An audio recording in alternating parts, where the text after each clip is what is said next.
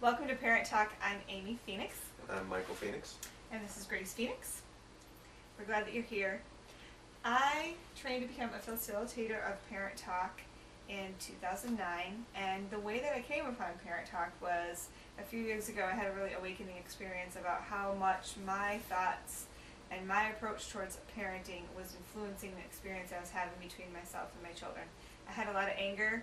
I was a loving mom most of the time, but I was often caught up in anger and frustration, and sometimes words would come out that just weren't very kind, and sometimes I would be trying to do my best, but then what would end up coming out was harsh, and the kids weren't really receiving the message that I wanted them to receive as their mother. Anyway, I started a website that was titled Transformational Parenting, and I looked up on the Google search engine those words, and I ended up finding Chick Warman. Chick Warman also used to do a seminar called Transformational Parenting. He wrote a book called Parent Talk, Words That Empower, Words That Wound. And he talks about different ways of talking to our children that really ends up wounding them, and other ways that we can talk to them that empowers them to be able to be responsible and respectful and just nurtures their well-being. So this course is based on that book, and then Thomas Haller and Chick Warman wrote Parent Talk Essentials, which gets a little bit deeper into other subjects that weren't covered in the original Parent Talk book. So this course was developed by Chick Warman, Sarah Knapp, and Thomas Haller. And what it really has offered me is simple ways to address issues that come up between parents and children. There are a lot of different methods and all this out there. Parent Talk is simple. It kind of distills down everyday experiences and even more challenging experiences, and how we can approach them, how we can shift our perspective, how we can connect with our children, and really embrace the whole parenting experience. Yes, embrace the whole parenting experience. For me, I had specific issues with not being able to communicate my emotions, especially when I'm frustrated or angry. Parent Talk has allowed me to hone in on that ability more skillfully, where now, instead of just getting angry or whatever and throwing out words, I can communicate effectively, and I'm getting better at it, effectively where I'm at, what I'm feeling, and the situations and expectations and all that in the situation. So for me, Parent Talk has kind of been a savior, for lack of a better term, in the sense that I can now navigate these relationships more respectfully, in a place of honor inside myself, instead of feeling anger and just putting it out there and knowing that my actions are affecting the child and they're soaking it all up. And so it really, my experience with it, and I just became a facilitator of it this past summer, 2011. My experience with it is such that it allows me to feel better about being me inside my parent role that I'm playing here. And really, I see it as a craft. I see the system as a craft, and my ability to apply the system as an art. And for me, that is just taking these specific techniques as individual skills, getting better at the skill to improve my ability, and applying them and nurturing the relationship and working out what needs to be worked out for whatever you're looking to come out of the situation, come out of it. That's right. We have 4 children. The oldest is almost 11. Grace is about 1. Michael had an Insta family because the 3 older children are from a previous marriage. So we have a lot of practice, and he's had a lot of practice in kind of an intense situation. to be able to practice these skills, and he heard some from me before he became a facilitator.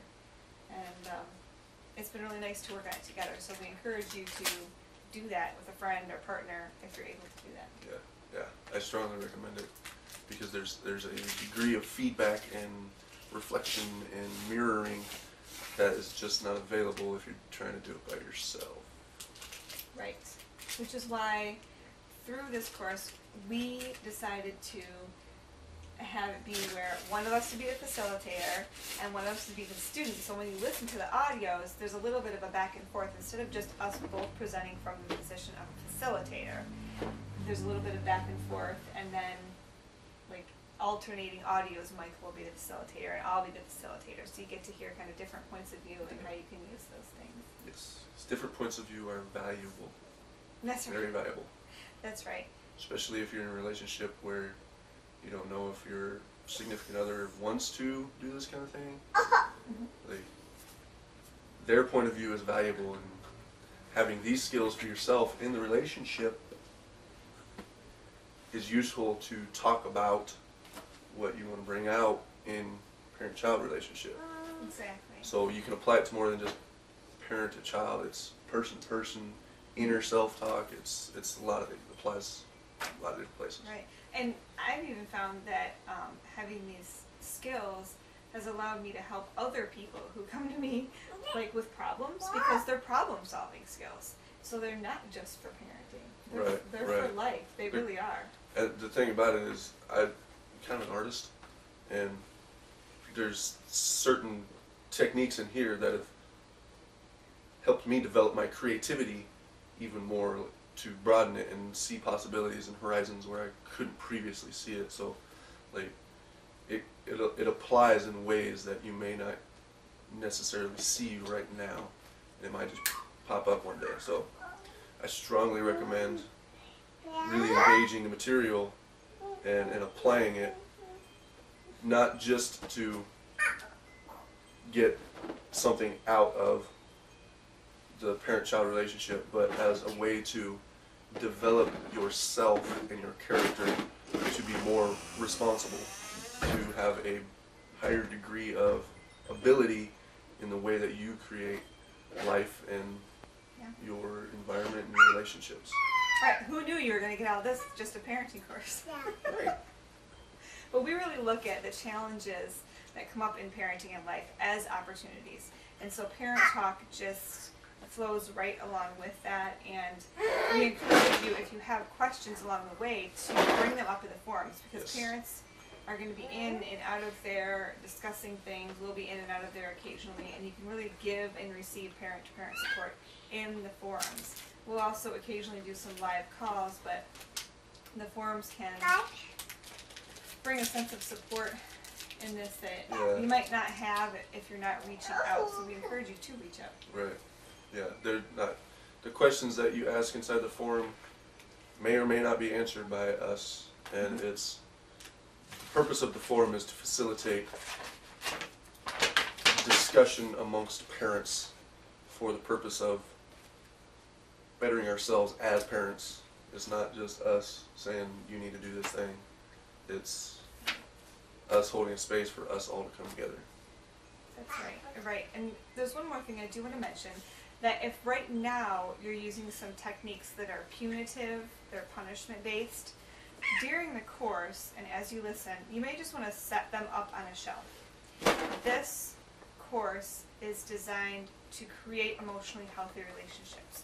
So techniques that are punitive may interfere with that, and we just encourage you to use these tools and skills, and there will be more in your parenting toolbox, more resources for you, so that you don't need to go to parenting or punitive parenting.